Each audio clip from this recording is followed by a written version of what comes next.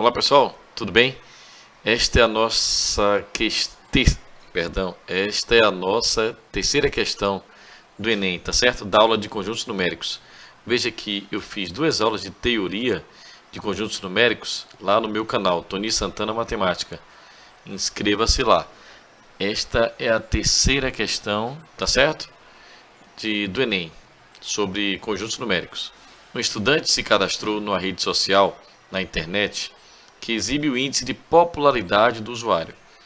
Esse índice é a razão entre o número de admiradores do usuário e o número de pessoas que visitam seu perfil na rede. Razão entre admiradores e pessoas que visitam o perfil na rede.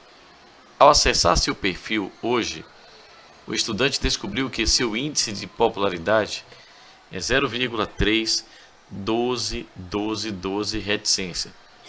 Perceba que nós temos aqui uma dízima periódica cujo período é 12, tá certo? É um número racional, portanto faz parte de conjuntos numéricos, tá vendo? Ó? É um número racional. Lá na teoria de conjuntos numéricos falamos sobre isso. E você tem uma dízima periódica composta, porque observe que logo após a vírgula ainda tem um número antes do período, que é o 3. Ele é o anteperíodo, tá vendo?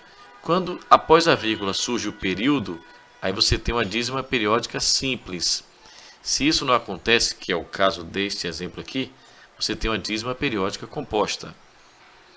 O índice revela que as quantidades relativas de admiradores do estudante e pessoas que visitam seu perfil então, admiradores e pessoas. E traz que a razão entre admiradores e pessoas deu este número aqui.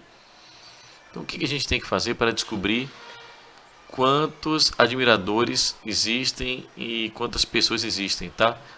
Ou melhor, quantas pessoas em relação aos admiradores. Quantos admiradores, deixa eu ver, isso, quantos admiradores em relação ao número de pessoas, tá?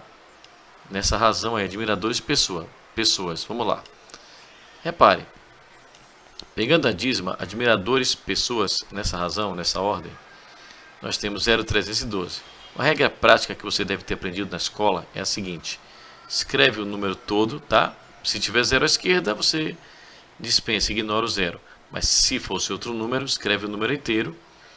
Subtraia de quem não é período. Quem não é período aqui é 0,3. Você escreve 0,3, pode ser 3, né? Se fosse, por exemplo, 53, você escreveria 53, tá certo? Escreve o número todo, subtrai de quem não é período, no caso 0,3. O denominador, na dízima periódica, você coloca para cada algarismo do período, você coloca um 9, tá vendo aqui? Se eu tenho 12, ou seja, 2 algarismos no período, eu coloco 2 noves. Na dízima simples, você faz a mesma coisa. Para cada algarismo do período, você coloca um 9. Então, se eu tenho 2 algarismos no período, 2 noves. O que muda o denominador para a dízima composta, que é o nosso caso aqui, é que você vai acrescentar um 0 para cada algarismo do anteperíodo. Veja que o anteperíodo fica após a vírgula. Então, só temos um algarismo no anteperíodo, que é o 3. Tá certo? Após a vírgula. Então, se tem um algarismo no anteperíodo, você representa com 0. Então, de trás para frente, 990. Tá certo? Subtraindo 312 menos 3 dá 309. Simplificando por 3, você vai ter 103 sobre 330. 103 sobre 330 é a opção A. Tá certo? A opção A, 103 por 330. Então, foi aí nossa questão 3 do Enem relativa a conjuntos numéricos. Um abraço e até a próxima.